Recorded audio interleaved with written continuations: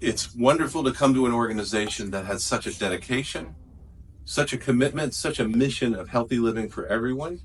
I have been doing this work as a career. My started doing this, I'll use it in decades, more than 1 decade. I've been doing this work and absolutely have been privileged to be a clinician, to be administrator, and be involved in a variety of different programs and services. So coming to Integral Care culminates all of that work in a more exciting, more dynamic way than I could have ever expected. I've had a chance to meet folks here at the conference, staff, and I'm really looking forward to getting to know this community. I have a long history in clinical experiences. I understand the mechanics of doing behavioral health work quite well, but I don't know this community, and I don't know the work that needs to be done here. And my first 100 days is going to be getting to know everyone, getting to know what this community needs, what people want, and how we can successfully meet those goals. One of the things that's a certainty across the country, I've had a national role for a number of years, and when there's a consistent theme, access to care is not where it should be. The resources are not sufficient to do all the great work and meet the demands of this critical work that we have to do here every day. So my goal really for the very beginning is to get to know all of you, understand this community's unique and special needs, and be able to help understand how our programs can even expand their effectiveness. There's a lot of exciting things that we can do in this at Integral Care that I think can potentiate all the great work that's being done by all the partners in this community. And so one of the things that's been exciting to hear is how many great things are going on with all these wonderful partners here in Austin and in Travis County. So I am absolutely thrilled to be here, and I'm absolutely excited to get started. The major work that has to be done now for me is to be a good listener and recognize all the amazing people out there that I need to learn and understand how important the behavioral health needs are in each of our communities across this community in Travis County and in Austin. So other than jumping up and down, I can't tell you how much enthusiasm I have, but how much work we have to do. The needs in this community and the number of people that are struggling is significant. I'm going to need everyone's help in this group to make that difference and make things happen. So thank you all. Mental health community, but I'm also the planning chair for the African American Family Support Conference. One thing that is happening in our community a lot is just peer-run organizations, and the things that we can do to help in providing the services that are needed in our community. Where you came from, or even what you want to do here in Austin, how can that partnership work together with Integral Care and communities, peer services that are in community-based consumer-operated service programs, along with recovery community organizations?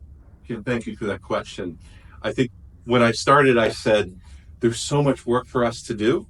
The demand for the work that we do is so high, and the way that we've always done things is not sufficient, meaning there's never enough professionals to do all the work that needs to be done, and nor should all the work be done by licensed mental health professionals.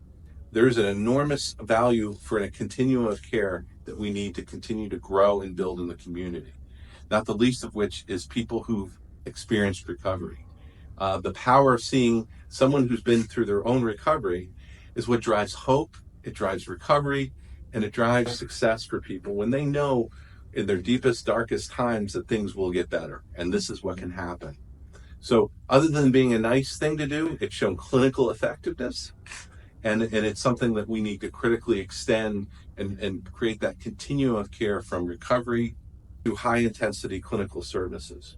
And I'll never forget, I had and where I came from, recovery programming is both a service that we do, but it's also an intention on people we hire. So it is an enormous power for people to have that experience.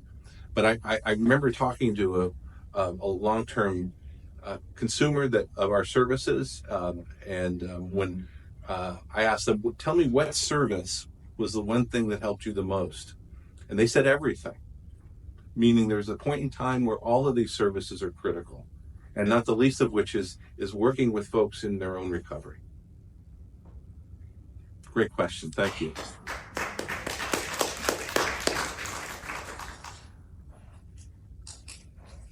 Hi, I'm Ted Burke with Central Health. I'm just curious about your first 120-day priorities. What will you be focusing on, once you're on the job and rolling up your sleeves and getting to work? I actually said this when I met with the board for the first time here, Ted, which was, I love Ted Lasso. Me too. Good name. And there's a great phrase, the great comment what he said is, be curious, not judgmental. I think there's an anxiety when someone first comes to a job to lay out their impact and show that they've got this under control. That is not my intent. The first 120 days is going to be to make sure that I can learn from everybody here. And when I mean everybody here, I mean this entire community, from our healthcare community, our consumer community, our variety of different communities that have been marginalized through lack of health equity, and families and communities all throughout our county and our city. You also should know about me. I also have a child he's no longer a child, he's 6'4", who has mental illness and who's autistic. And I know what it's like to be on the other side of that, trying to get services for family members, trying to negotiate and understand the secret world that we create around these services. So I think most of the work that I'll be doing is learning and asking lots of questions.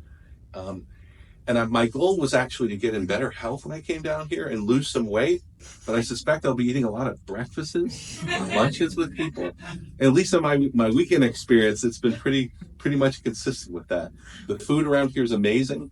At this conference, I had to walk past the food out there. That was pretty amazing stuff. So to me, any new role requires patience and understanding. The other part of that, which is not about just learning, which is building relationships. I have a lot of experience doing this work. I have a good depth of understanding about how to deliver care. But I really need to build the relationships. That is really how this work is done everywhere. The only things that get done well is when you build good connections. And you guys have had the privilege of working with David Evans for 30 plus years and has built those connections in the community. So if I show up at a meeting or your office someday, be kind to me, and we'll over time get to know each other well. But I think relationships is how this work is done. Thank you for that question. Good morning. Good morning. I am Stephanie Hayden Howard, Assistant City Manager for the City of Austin. But I want to ask you a different type of question. All right. In a big position that you have, it is going to be so important that we practice self-care, that we are the ones that are willing to go ahead and take the oxygen mask and take care of ourselves. Can you tell us that you will commit, that you will do some self-care? Because this will be a marathon and we want you to finish with flying colors. What a lovely question. But I have to say, one of the things, and this is for all the integral care staff, all the mental health professionals in this room, we do a lousy job of this. We preach the good word, we don't always practice it. And I think one of the things that I'm very intent on, and it was interesting you used the analogy for a marathon. I used to be a marathon runner.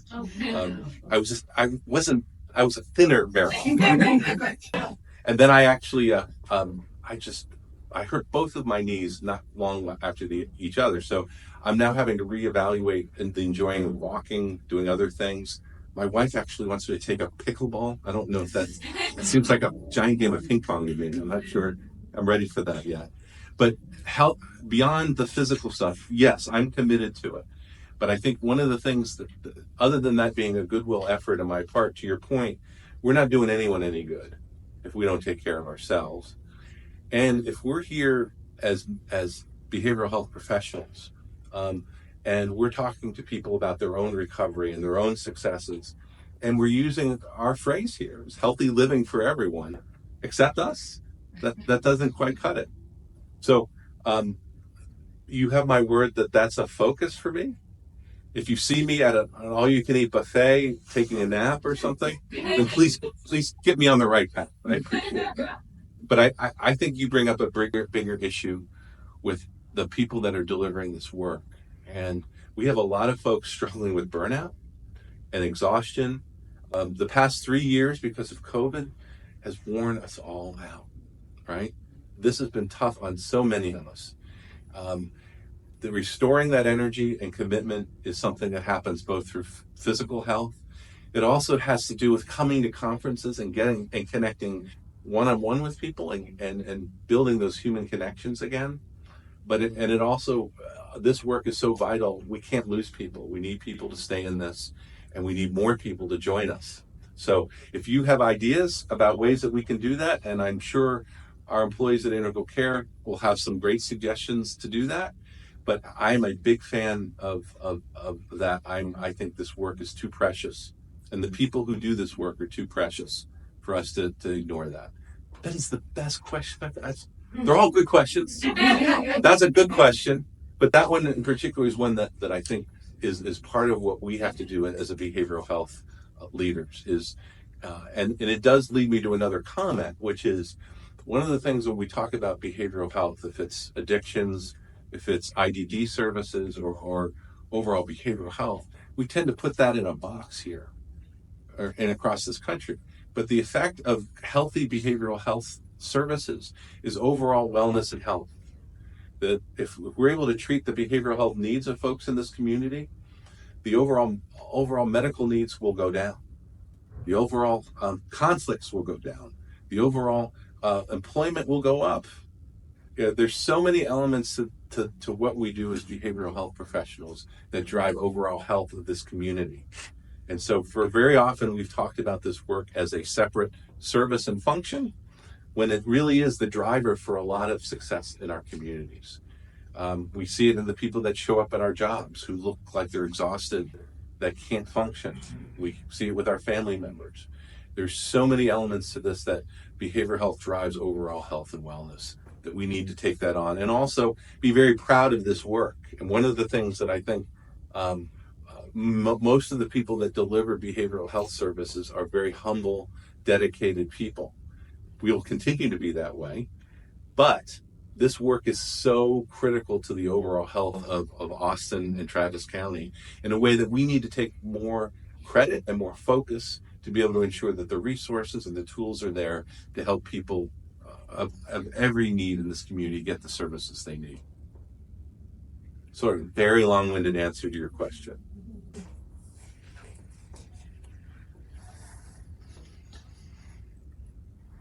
Yes. I have another one for you. You are here at the 24th African American Family Support Conference. It's been the longest conference of its kind in the nation.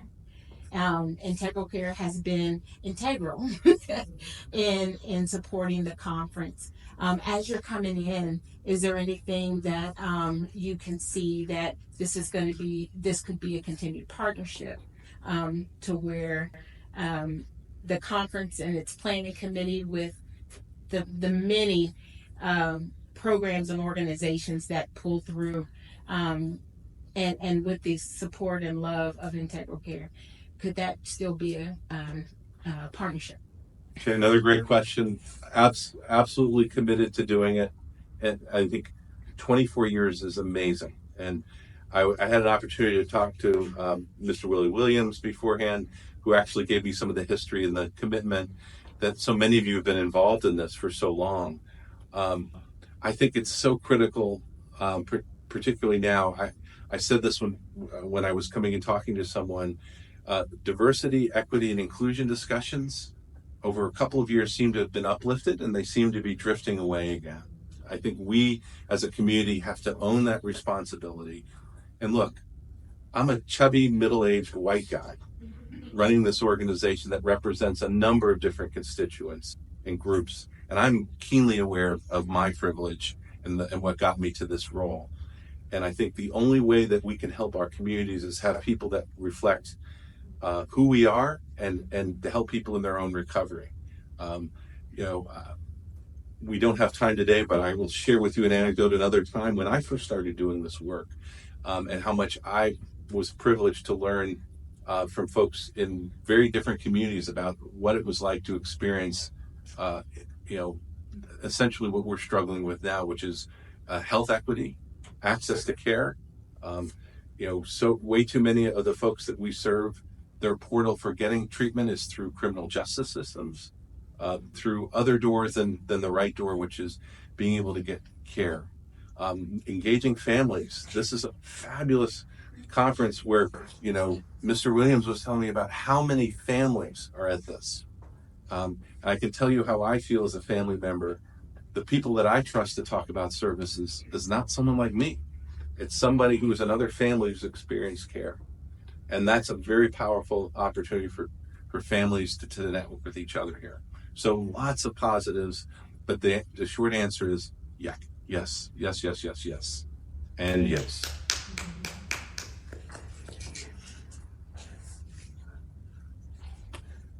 Any other questions?